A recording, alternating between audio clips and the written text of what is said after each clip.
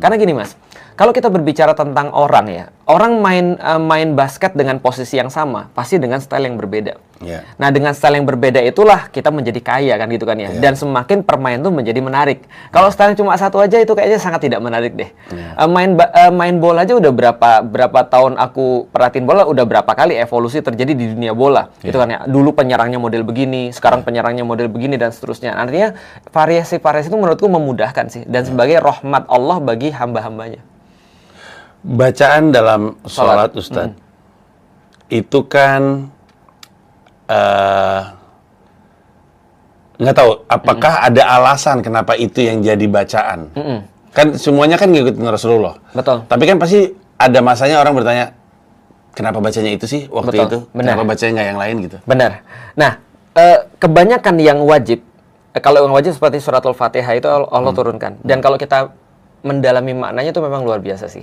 Tapi benar kata Mas di awal, orang tuh nggak selalu bisa khusyuk dalam sholat untuk mendalami makna suratul Fatihah itu. Misalnya contoh ketika orang bilang Allahu Akbar misalnya, itu aja kalau orang khusyuk itu dia bisa masuk dalam kondisi di mana benar-benar dia berkoneksi dengan Allah. Alhamdulillahirabbil alamin, itu adalah bentuk kesyukuran.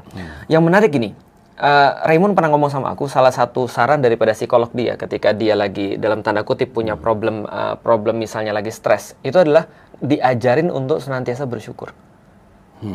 Jadi orang-orang aku lihat di luar juga ada journaling Mas.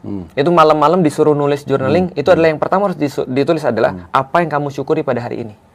Aku masih hidup, aku masih punya anak-anak yang baik, aku masih punya orang tua, aku masih punya makanan yang dimakan. Nah, jadi semua kesyukuran itu adalah bentuk daripada cara orang untuk healing.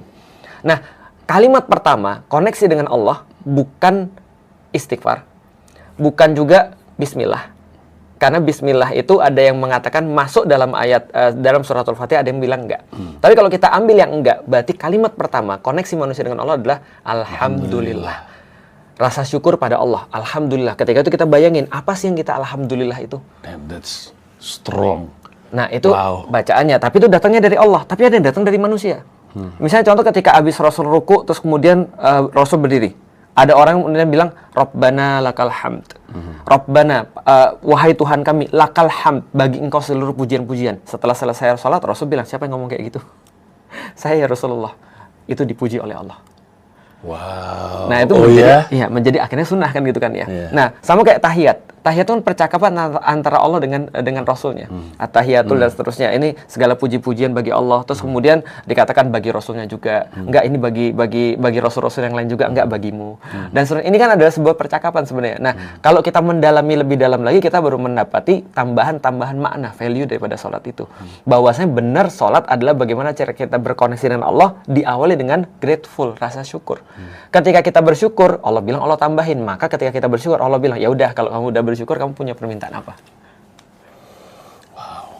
Berarti nggak mungkin, bukan nggak mungkin ya, aneh sekali untuk orang tergerak sholat tanpa di luar iman ya, tapi tanpa rasa cinta. Kayak ketika kita selesai sholat,